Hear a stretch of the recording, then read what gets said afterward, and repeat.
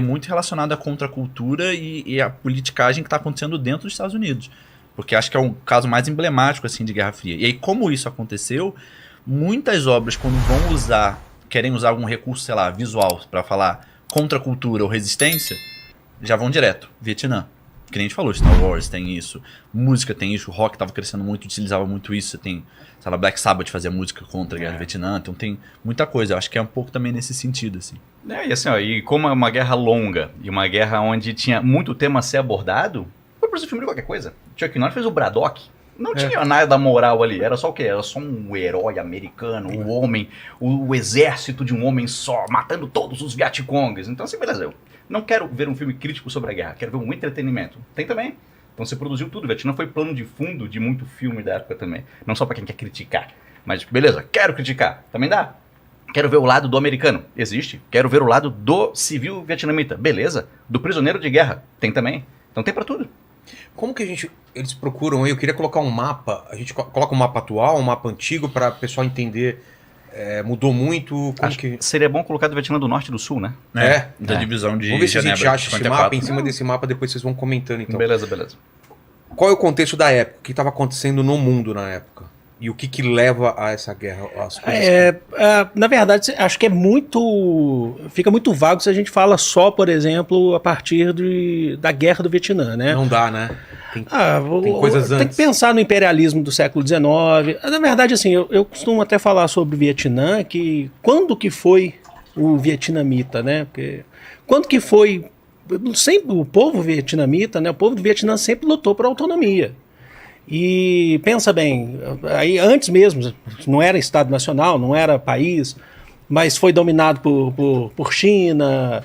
Você teve, se eu não me engano, exatamente, acho que a grande ali no século XIX, a partir da segunda metade do século XIX, é o imperialismo francês, porque a França tem uma pequena, não é crítica, mas a França, assim, dentro de conflitos pós-Napoleão, na Europa, tá tudo conectado. História a gente tem que conectar as coisas, sabe? Para você entendendo. Dentro da Europa, a França, pós-Napoleão, ali, século XIX, ela apanhou bastante dentro da Europa, era né? O saco de pancada da Europa. Ela era o saco. Primeira Guerra Mundial, Segunda Guerra Mundial, apesar de estar do lado vencedor, a França também tem um território estratégico ali e tal, entre a Alemanha e a Inglaterra e tal. Mas fora, ela canta de galo, né? Assim, então... Tanto que assim, a resistência vietnamita durou 50 anos. Levou 50 anos para a França conseguir dominar a região da Indochina, que não era só Vietnã. Não era só Vietnã. Mas, Vietnã só vai existir depois. Mas assim... de Indochina. Que era aquele território que ficava entre a Índia e a China. Chamavam de Indochina de paciência. Era isso. Pronto. É mesmo. Não queremos pensar no nome. Tá entre a Índia e a China? Indochina. Se você parar para pensar do Vietnã, falando do povo do Vietnã, né? Eles venceram batalhas extremamente importantes com minoria, mas assim, vamos pensar só para falar em 4. Desde o século XIX, a França imperialista, aí você tem a França colaboracionista, então você já pega aí uma tabela com a Alemanha, né? Se você pensar ali, quando parte da França é dominada pela Alemanha na Segunda Guerra Mundial, isso, a França de Vichy, né?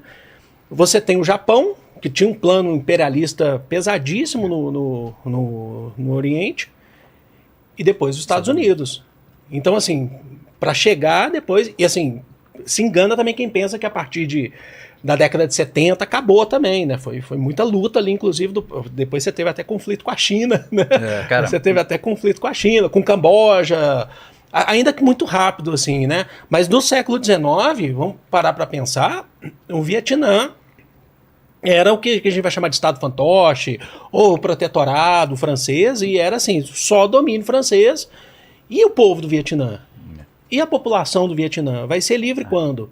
Então você tem essa questão importante, né? Domínio francês, você teve um processo de abertura de mão de obra, mineração, você tem monopólio do controle da produção de arroz. Até de agricultura, né? Boa parte do arroz vietnamita da época ele era direcionado para os franceses.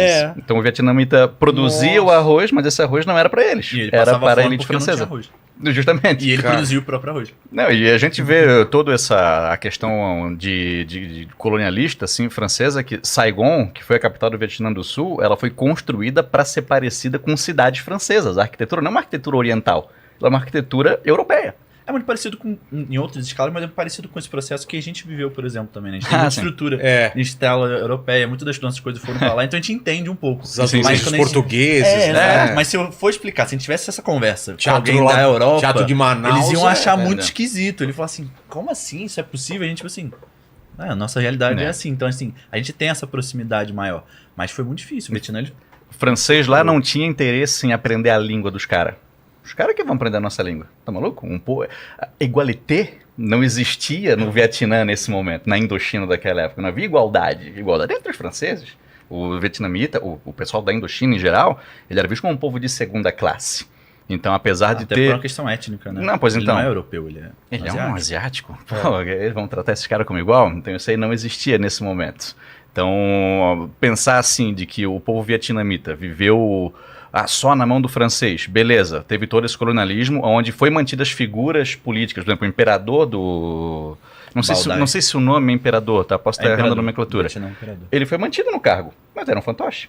Então ele está mantido no cargo. Temos um imperador que é vietnamita, beleza, mas ele só pode fazer o que é autorizado pelas entidades políticas francesas. Entendi. Então era para parecer que estava tudo certo, mas o vietnamita sabia que não estava. E mesmo depois, quando o imperador ainda continuou, depois que eles dividiram o Vietnã, Sim. ele falou assim, vamos ser independentes. Aí Sim. divide, norte e sul. É. O sul ainda vai continuar com o imperador, só que ele também vai continuar sem poder nenhum, Sim, é o sim. mesmo imperador, só que eles colocam uma outra pessoa, que é Isso. o Ngo Dinh Diem, que é um cara que, na verdade, os Estados Unidos que falou assim, pô, esse cara, ele é o único aqui que ainda dá bola pra gente, consegue ouvir o que a gente tá falando, então a gente vai colocar ele. Então Que assim, era um cara super... as instituições louco. políticas, elas foram mantidas no Vietnã, mas não foram. Era para parecer aos olhos do mundo de que sim, não eram. Quando o Japão começa o seu imperialismo, o seu expansionismo, o Japão tira essa posição de dominância dos franceses e 1940. domina a região. Eu não lembro exatamente o ano, 40. 1940, porque foi quando a França estava caindo por conta da Alemanha. Perfeito. Então, como a Alemanha lá na Segunda Guerra Mundial tinha invadido a França estava muito fraca.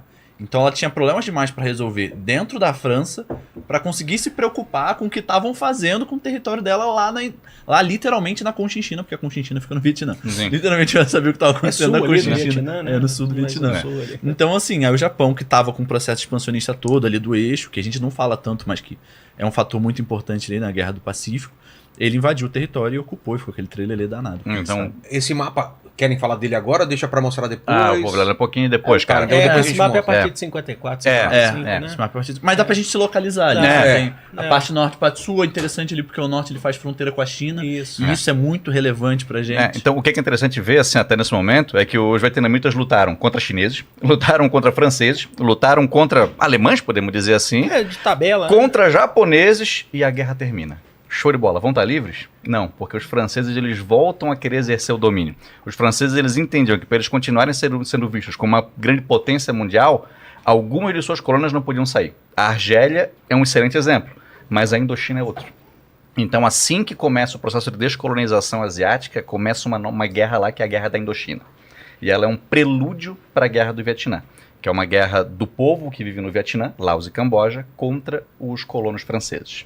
É que a gente fala de guerra da Indochina, mas os vietnamitas eles chamam de guerra de independência. Guerra de independência. É, que é de Que é o- 46 e Né? 54. Isso. Após a Segunda Guerra Mundial, você tem naturalmente não, mas geralmente você tem um enfraquecimento do imperialismo, né? Uhum. Você tem porque as potências envolvidas nas duas guerras, mas ali a França ela insiste, né? A França insiste, Não quer perder. não quer perder. É, porque o Japão tava lá, só que É. o Japão tinha acabado de perder a guerra. Então ele recua. Aí na hora que ele recua, a França fala, você tirou de mim? Então eu vou pegar. É nosso. Então eu volto e pego. Eles entendem como dele. Só que qual o problema? Antes disso acontecer, quando o Japão saiu, os vietnamitas falaram, perfeito, estamos independentes. O Ho Chi Minh, que é o político mais importante do Vietnã, já estava lá, enfim. Eles chegam e falam, beleza, estamos independentes. A França fala, não. Derruba ele e fala, não, a gente vai voltar. E aí começa todo um trelelê, porque aí temos um problema. Porque na hora que a França começa a fazer isso, ela está fazendo num contexto que é muito diferente. Porque depois da Segunda Guerra Mundial, muita coisa muda. Essa coisa de impérios ultramarinos, gigantescos, com colônia, ela começa a se enfraquecer muito. E outros países que também eram assim, começam a perceber que a banda não toca mais assim. Estados Unidos, por exemplo, é um que foi muito ligado a esse fator de, olha, não dá para ter tantas colônias assim, até porque eles próprios eram colônias, eles estavam assim, ó, tem uma nova configuração geopolítica formando, que eu vou ser uma das cabeças, e para isso acontecer, essa galera da Europa tem que continuar mais fraca e submissa a mim. Então tem que tirar as colônias, então eu tenho que apoiar essas independências. Só que a posição deles era difícil, porque pensando assim, sou o presidente dos Estados Unidos, beleza, vamos liberar suas colônias. Liberando elas, eles vão estar na esfera de quem? Ali pertinho está a União Soviética, E a ali China? pertinho está a China. Ah, Pô, vamos deixar para esses caras?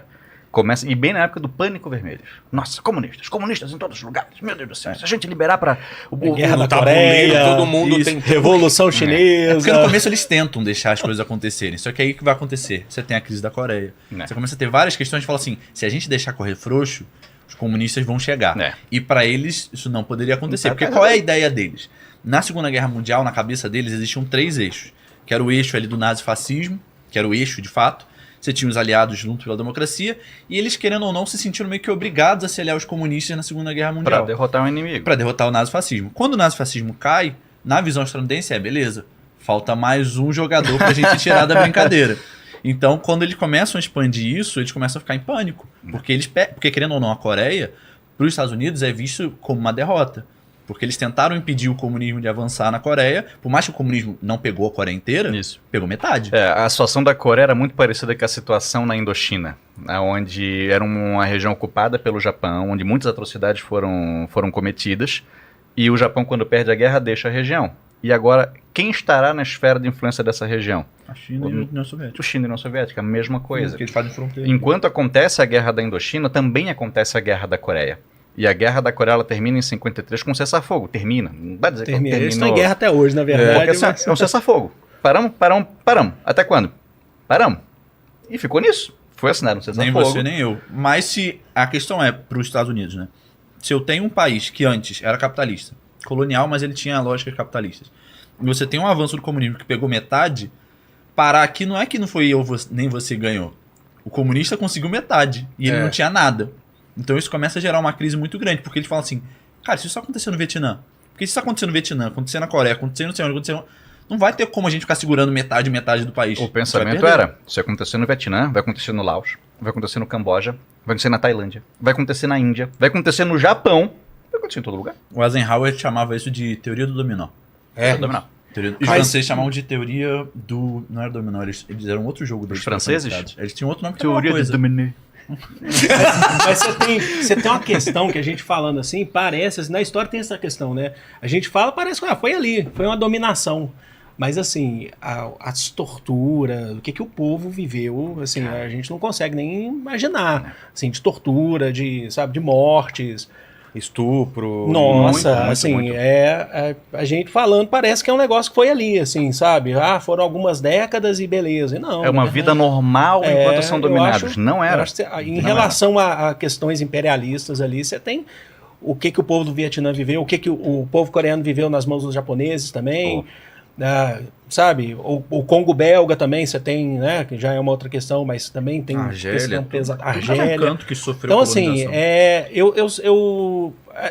a gente entra até numa outra questão de pensar assim, mas como que um povo, né, que em determinados momentos ele vai ser minoria num processo de conflito, em conflitos, imagina só você faz uma guerra contra uma nação imperialista, depois contra uma outra, como é que resiste ao longo do tempo, né? Nossa, Porque a cansa. gente sabe que na Tem história, desgaste. se a gente pensar lá no mundo grego, o mundo grego cai depois de um monte de guerra, né? Tem os urubus da história que ficam ali esperando, sabe?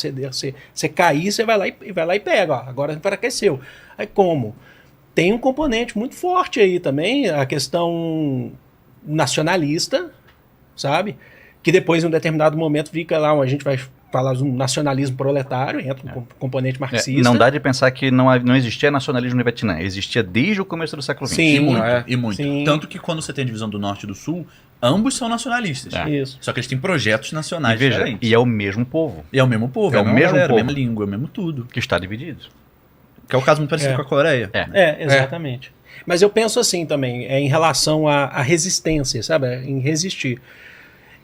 Ou é aquilo, ou eles vão morrer, sabe? Vão morrer trabalhando até a morte. Vão morrer trabalhando, sendo escravizados. Acho que essa é a principal diferença, Então, né, essa é a de questão, resistência. Porque sabe? o vietnamita, ele tá lutando para garantir o que é dele, o que sempre foi Isso. dele, as raízes Perfeito. dele, Isso. enquanto o francês ele É. tá querendo manter um território que geopoliticamente é interessante, mas também não é o território mais crucial do mundo, e que se acontecer algum problema, sei lá, em Paris, deixa isso pra lá, sabe? Então isso ajuda, querendo ou não, o Vietnã. Mas aí tem um detalhe que é legal quando a gente fala de Guerra do Vietnã, que existe um mito, e isso tá muito na nossa cabeça, tem até uns pesquisadores que eles chamam que é o mito da armadilha de bambu, que é que a gente acha que é os Estados Unidos e a França gigante, grande potência, tanque, helicóptero, todos os armamentos, e você tem os Vietminh de né? Zarabatana. Com as Zarabatanas. Star Wars, escondido.